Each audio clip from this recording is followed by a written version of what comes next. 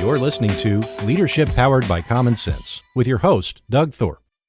Here's Doug. Well, hello again, everyone. This is Leadership Powered by Common Sense, and I'm your cruise director, Doug Thorpe. Today, we are going to unlock the magic of leadership. Now, if that sounds a little too woo-woo or mysterious, my guest is a lady named Sommer Jelinek. And Sommer, welcome to the show. Thank you very much. I'm very excited to be here. The theme of our magic that we're going to talk about pulls through from none other than the magic of Disney. Your background was with the Disney organization, so tell us a little bit about that journey for you. Yeah, absolutely. So my journey went left, right, and all the way around. I grew up in a small town in Louisiana, and as soon as I realized I could leave, I was gone. I started working in the restaurant industry and realized that people would pay me to cook and travel. So I worked at ski resorts in the Northeast and dude ranches in the West, and then really wanted to work with the best of the best in hospitality. So I was at Walt Disney World as a restaurant and retail manager for almost 10 years. And while there, had the privilege of working with the Disney Institute, which is the consulting side of Disney.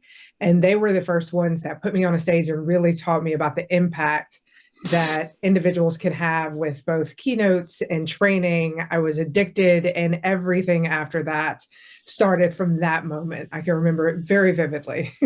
Wow. Well, we will get into a little more of that backstory and the process, but let's go ahead and fast forward and talk about how you are now applying that to this theme of leadership that we like to talk about on this show. Yeah, so when I talk about the magic of leadership, there is that nod to Disney, but it's also talking about the magic that happens when an individual shows up on their very first day of work and very quickly realizes that their leader can see them not only for who they are, but for who they can be. And the leader has the tools and the resources to get them there. Mm-hmm. We've all had that amazing leader that has impacted our lives in a great way. And we've all had the opposite, those leaders that weren't just your average mediocre leaders, but the ones that tended to make your life a little bit more difficult than they needed to be. Right. And so I like talking to all levels of leadership because I think that as leaders, we have a greater ability than many times we recognize. Well, when you and I first met and began talking about putting this show together, I was intrigued with that idea of the connection of how the Disney organization goes about creating that magic for their guests and viewers, I guess, or patrons. I don't know how I forgot, there is a term they use, right? It's their guest. Yeah. Yes. Okay. That's what I thought it was. But anyway, and you know, the goal has always been create this magical experience. As soon as you set foot on the property, you're going to be treated a certain way, greeted a certain way, and there's a consistency to it. There's a pull-through effect of it.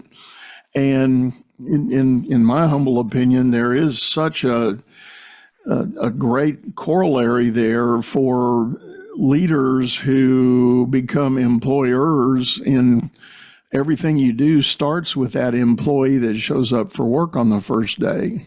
Mm-hmm. So what is their experience? What is their early understanding of who and what you're about? And we can get into a whole lot of other discussions about on this show. We've talked about a company can spend millions of dollars defining a brand, but it's dead on arrival if the people don't support it. Yes. And that's one thing that Disney and other phenomenal companies do really, really well, is they're able to take this brand, this idea, right? At Disney, it's magic. They're able to take magic from the boardroom to the front lines. And one of the things that I really appreciate is when a leadership team can take this kind of nebulous concept and break it down into very specific behaviors. So I think about my time when I was at Disney and talking to Disney employees, which are called cast members, about what it looked like to create magic. Creating magic, it feels good, but how do you actually do it? So we would give concrete examples, and we would have the cast members give each other concrete examples of when they had made magic. And it could be something as simple as a guest comes in and they're dressed up like a princess asking for the princess's autograph. It could be the 500th autograph that we have asked for that day, but for that princess, it is something absolutely magical. So that's when you have a brand that is successful, is when you can take it and explain it as to these are the behaviors that support this idea versus just this kind of really nebulous concept. So I may be getting way too in the weeds, but you mentioned your own role in dining and hospitality there. How does that person that's back in the kitchen of a facility contribute to creating the magic? Well, that's where it comes into helping them understand that just because they're not in the front, they're still a very big part of it. So helping each piece of the puzzle understand that if that piece of the puzzle doesn't hit, the entire puzzle won't work. And so when we think of restaurants, we think of those that are in the kitchen, those that are in the dish pit, all of these things. If we don't have clean dishes, it takes away from the experience. If we don't have good food, it takes away from the experience. If we don't have 5 dishes for a table of 5 people, 5 dishes that come out piping hot and exactly as they ordered it with all of the adjustments and changes that our customers are doing now, then it takes away from the experience. So it's really helping each individual understand how what they do creates a total experience, even if they're not the face of it. Yeah, yeah. Let's stay in that area of specialty in the food service and that part of hospitality. What were some of your biggest takeaways as you ran through the ranks there in that role for those 10 years? The details matter. One of my mentors, Lee Cockrell, he is now the retired executive vice president of operations for Walt Disney World.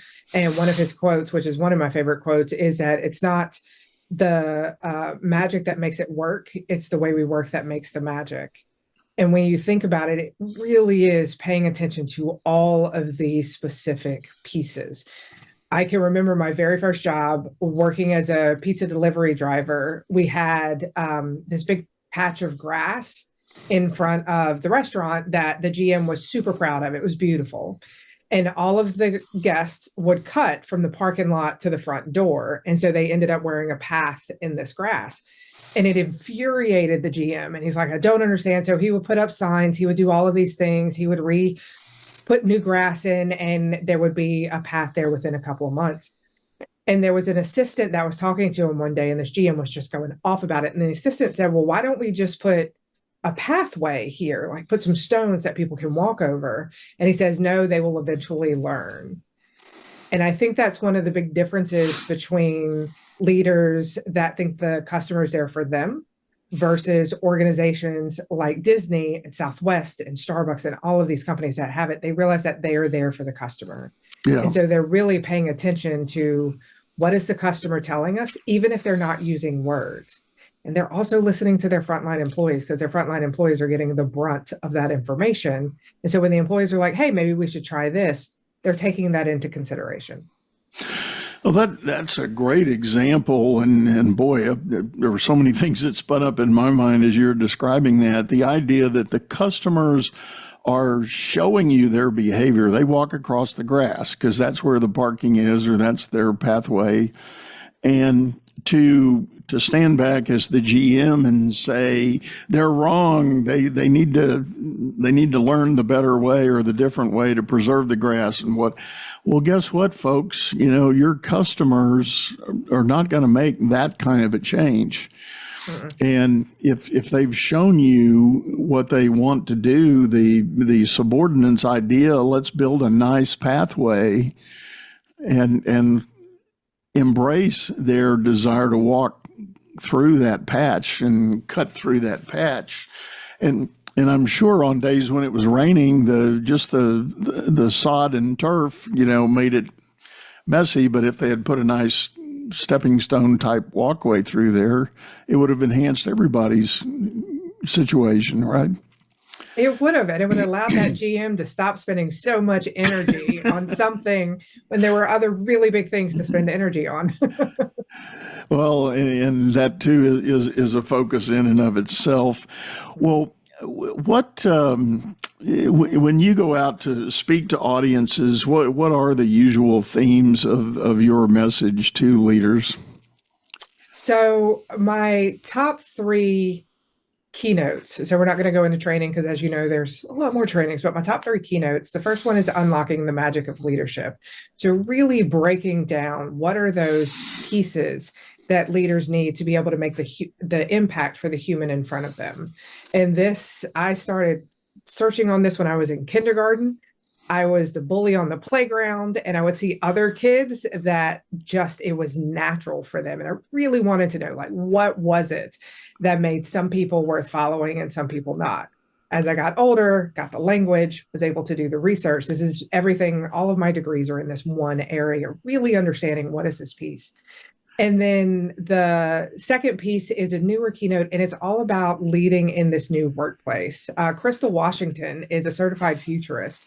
And I was having a conversation with her, and she said, we are in a Renaissance era. The workplace is being completely recreated. And as leaders, we're terrified of it. And we are kicking and screaming and fighting. And so this really helps us understand, what does this new workplace look like? This is not the first time that the workplace has been completely disrupted. So how can we go with it instead of fighting against it? Yeah. And then finally, an oldie but a goodie, controlling your chaos. How do you have enough time and energy in the day to ensure that you're able to do all of the things that you need to do? Those are the top three that are consistently across industries being asked for. Well, we could do a whole show on each one of those, and I have had other guests that have delved into those areas. Let's talk about the one with the change in the workplace, because that is a hot topic that I've spoken about frequently here. And to frame it up, what do you see as some of the indicators that the workforce is showing up with a different mindset? A lot of it has to do with, we have more generations in the workforce than we've ever had before.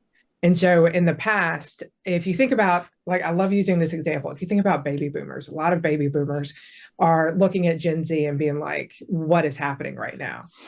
When you look at civil rights movement and the Vietnam War protests, who was the generation that was doing all of those things? That was the baby boomers. So they have a lot more in common than they think they do. Right. And as Gen Z is coming in and younger millennials, they are no longer accepting a toxic relationship with their workplace.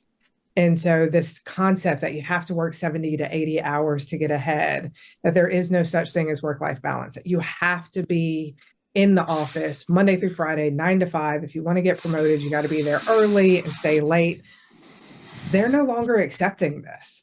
And as an older millennial / Gen X, I'm super excited. I am on board for this because I love working from Starbucks or from home, getting all of these, not necessarily perks, but the ability to have a more flexible work schedule. So that's the first, is really redefining what we think of when we think of work.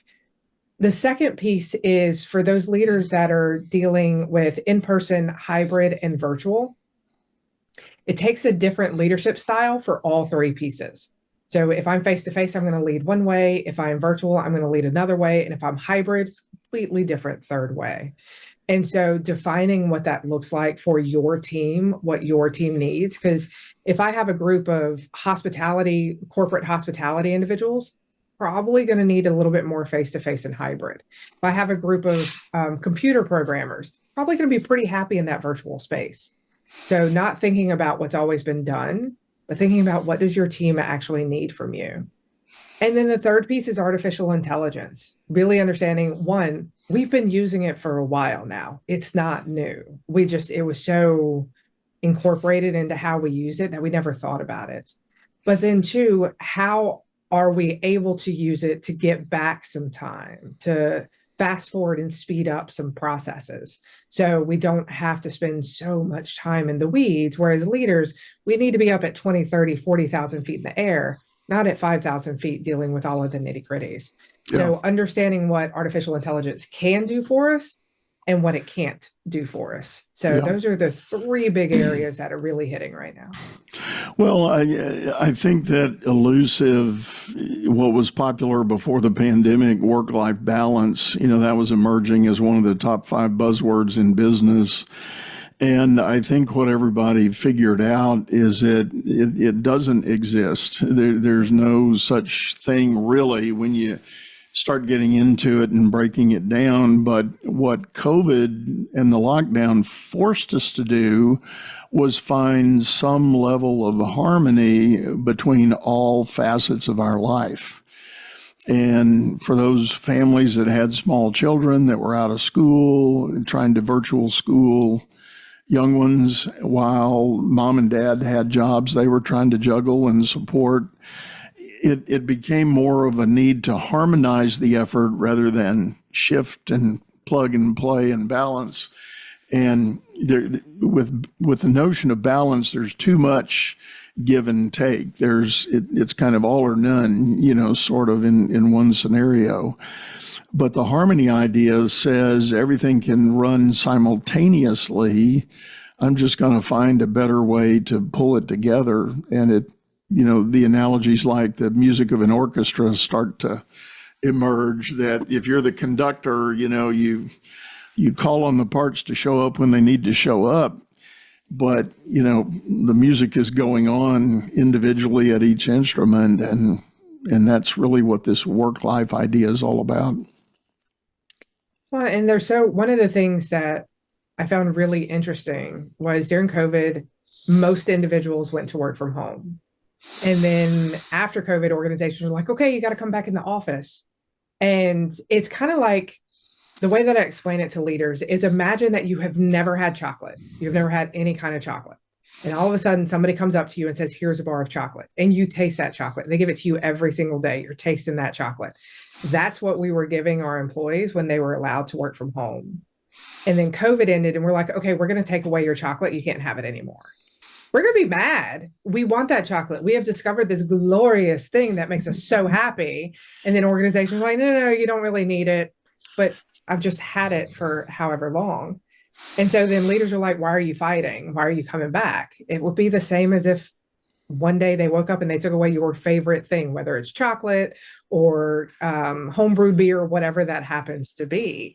And so having a little bit of empathy for that change, we can't stop it, but we can have some empathy for what that's doing. Because like you said, that harmony, it's a lot easier found when you're working from home than it is when you're working in the office. Right.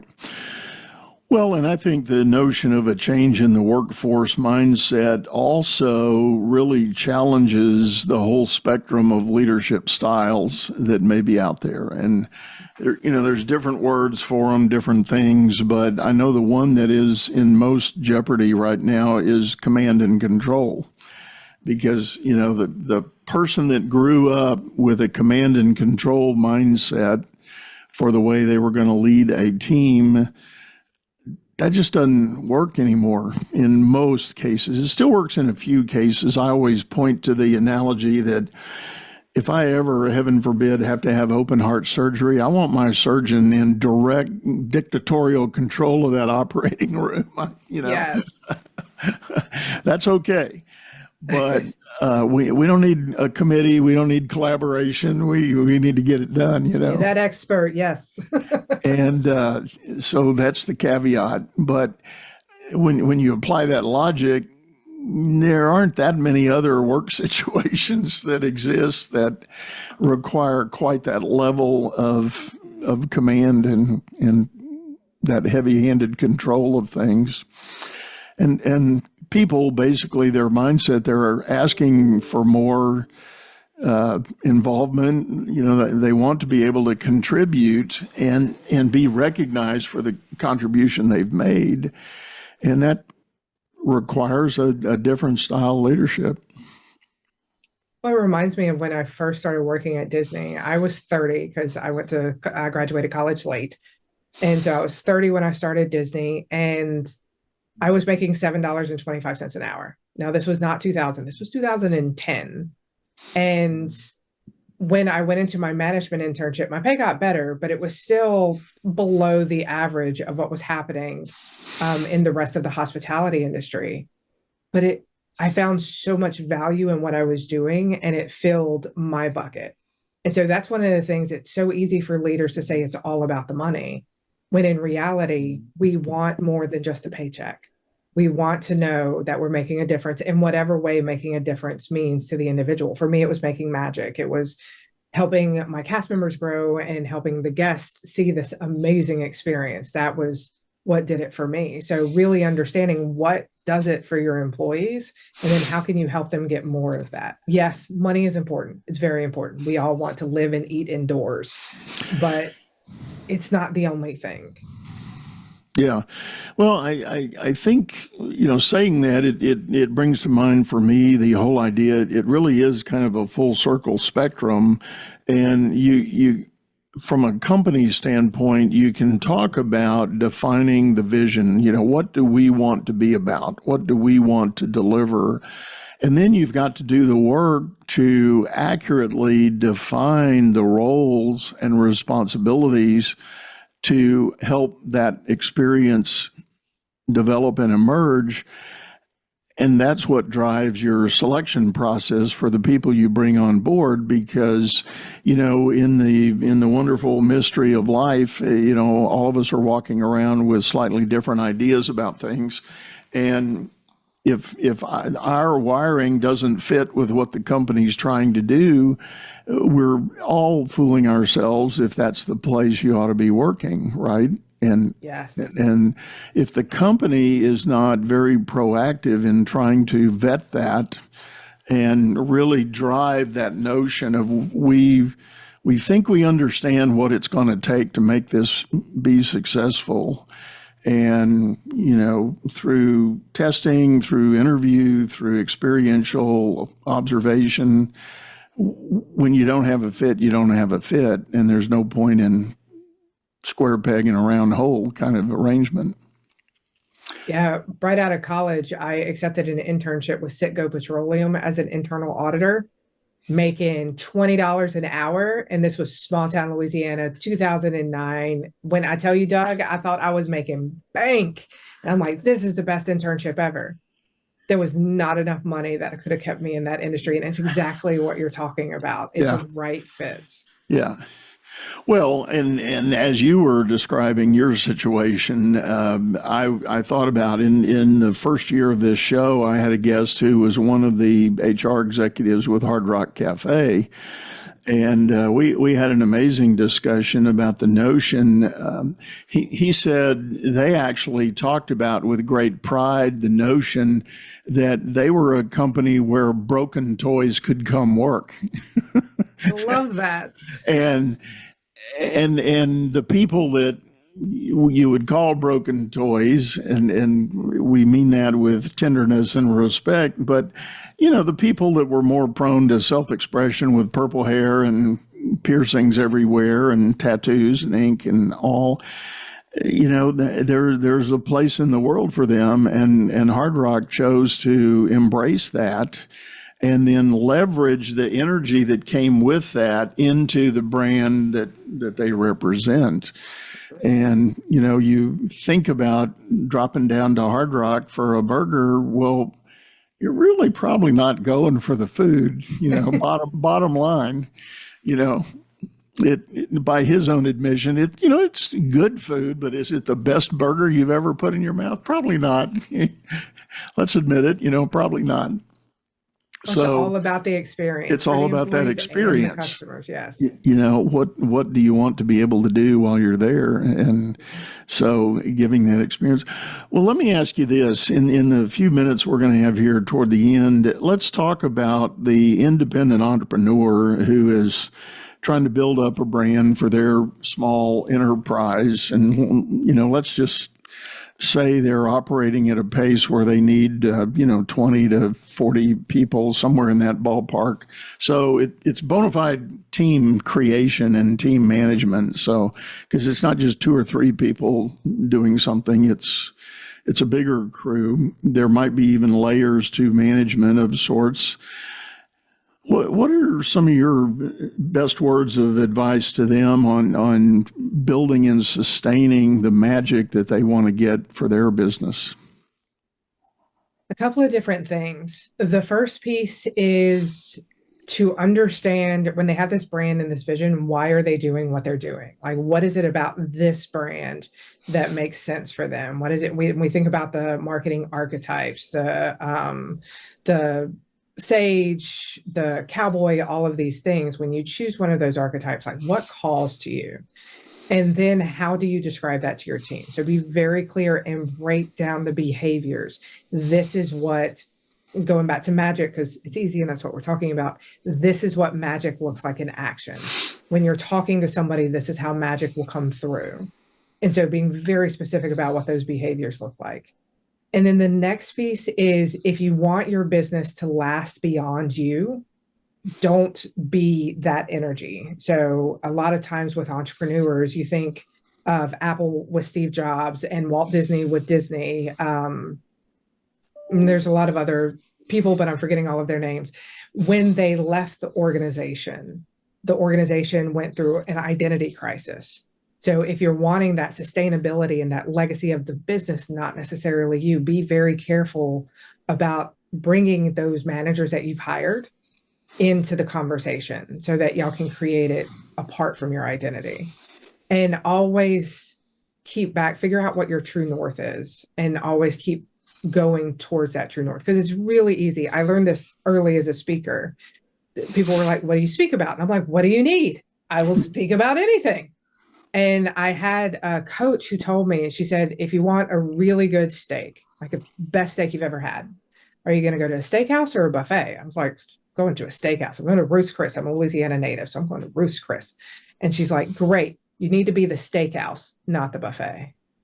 And it put everything into perspective. As an entrepreneur, it's so easy to say yes to everything. But when you have your true north, it gets easier for you to find the people that are looking for you. So be the steakhouse. Don't be the buffet. I love that. That's a great analogy. And I like Ruth's Chris as well. I'm from the Gulf Coast likewise, but yeah, good deal. Well, Sommer, you've offered up a little bonus for our listeners here. Tell us what that looks like. Yeah, so my book, Unlocking the Magic of Leadership, 5 Keys to Inspire Yourself, Empower Others, and Drive Extraordinary Results, such a mouthful, was published in February. So if your listeners would like the first 3 chapters, it's the M of the magic model, so manage yourself first, then they can go to unlockingthemagicofleadership.com/MYF for manage yourself first. So they can go there, get signed up, get the first 3 chapters, and then I would love to hear what you think about it. That's great. Well, as always, folks, we're going to have that information in the show notes. You can mash the link there and go get that giveaway that Sommer has graciously offered us. Well, any parting thought you would like to share with the listeners? When we think about leadership, it will never be easy because we're dealing with people's lives and careers. But it doesn't have to be as complicated as we make it either. If it feels overwhelming and complicated, talk to a mentor, talk to a coach, because chances are there's something that can be shifted that will make a world of difference. I love it. So profound. Thank you for sharing that. Yeah, very, very wise observation. Well, Sommer, one last time, thanks for sitting in. This has been great. Really appreciate you being here. Thank you very much for having me. It was a pleasure. Well, good.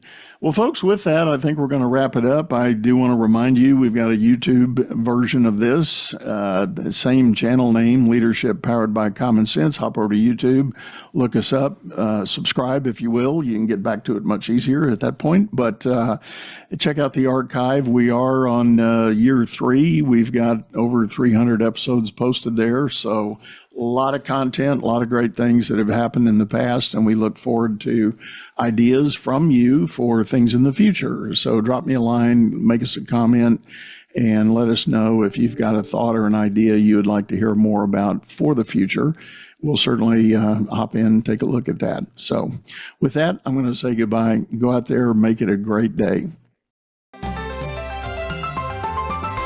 You've been listening to Leadership Powered by Common Sense, hosted by Doug Thorpe. If you would like to know more about the coaching and advisory services he provides, visit dougthorpe.com.